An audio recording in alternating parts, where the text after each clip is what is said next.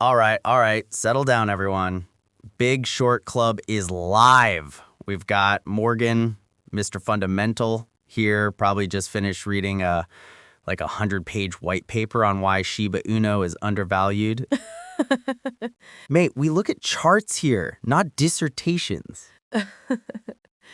All right, Chris. And you've probably just spotted a double top on the 1-minute chart and declared the bull market over. Yeah, basically. It's good to be on, bruv. Let's get into it. Let's. Today, we're smashing a topic that's, pure CMT level 1. But so many people get it twisted. It's the reason for half the wrecked accounts on Twitter. Price gaps. How do they signal strength or weakness? Gaps, mate. It's the one place my boring CFA world of news and earnings actually high fives your world of colorful lines. Look, in simple terms, a gap is just a jump. Right.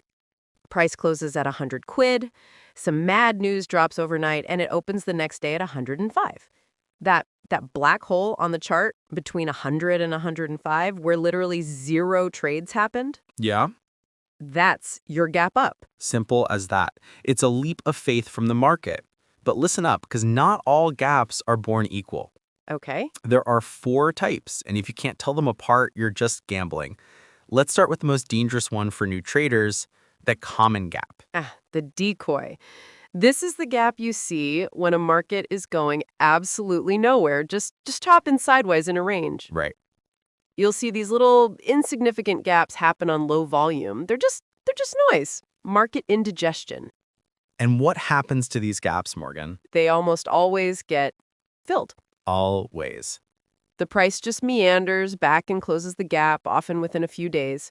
It's like the market forgot its keys and had to go back. Exactly. So rule number 1, if you see a gap inside a messy sideways range on rubbish volume, do not trade it. Don't. We're trading randomness, and the house always wins.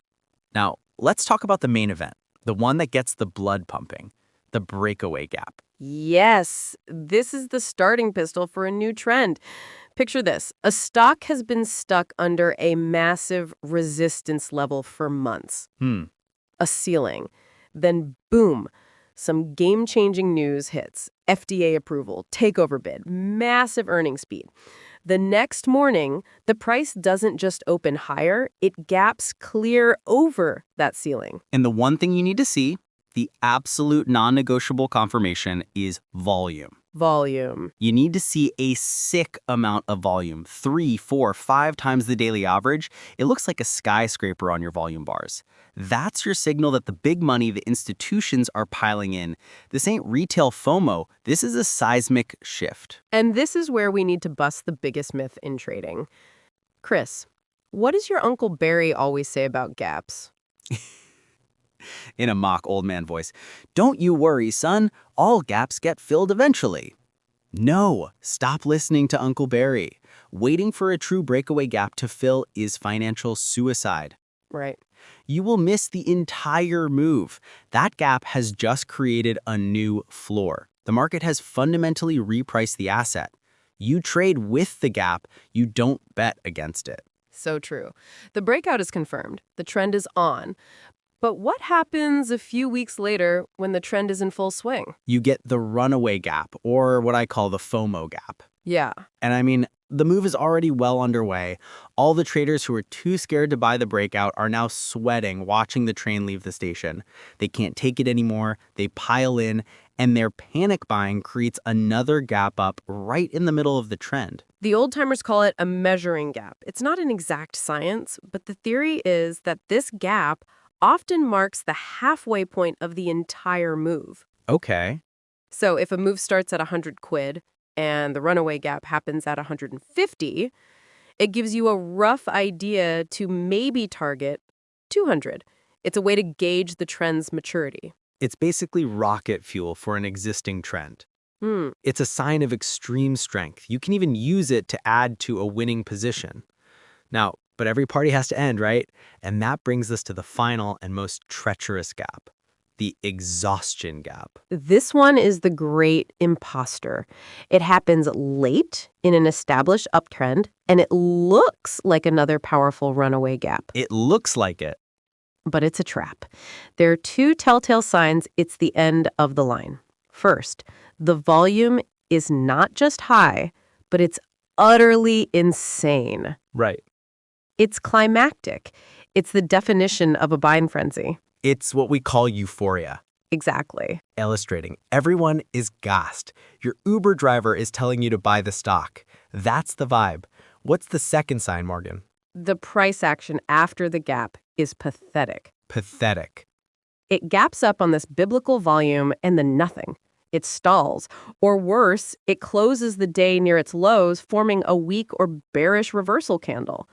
All the buyers have been exhausted. There's no one left to buy. Because who are they buying from? Yeah. After 8, you see a massive gap up on blow-off volume that fails to continue. Get out. Don't even think about it. Take your profit and run. The party is over. And it's a mirror image at the bottom of a bear market. A final, terrifying gap down on apocalyptic volume, where everyone is panic selling their shares for pennies. That's capitulation. That is often the absolute bottom, right before a major reversal. So let's wrap the whole story up. A stock is dead money, chopping sideways, common gaps.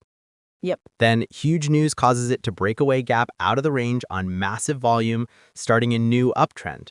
A few weeks later, you get a runaway gap as FOMO kicks in. After a long and prosperous run, it has one final euphoric exhaustion gap on insane volume, which promptly fails. Wow. That's the entire life cycle of a trend told through 4 gaps. Masterfully put. So the key is context and volume. Is the gap starting a move or ending one? Does the volume confirm conviction or exhaustion? That's the game. And stop trying to fade every gap you see. Right. That's enough alpha for one day. My brain hurts. We've dropped some proper gems here. Hope it was useful, everyone. These are patterns that repeat over and over again in every market. For sure. Now, listen. If you want to chop it up with us, ask questions about your trades, or just generally hang out with a bunch of switched-on traders, you need to get in our chat group. Do it. It's free. The link's down below. Click it. Join the Big Short Club. Now, here's a question we'd like you to think about until the next episode. If a breakaway gap represents a fundamental repricing of an asset, at what point, if ever, does that new information become old information and the gap becomes relevant? Deep. Let us know your thoughts in the chat. Get in there. Laters.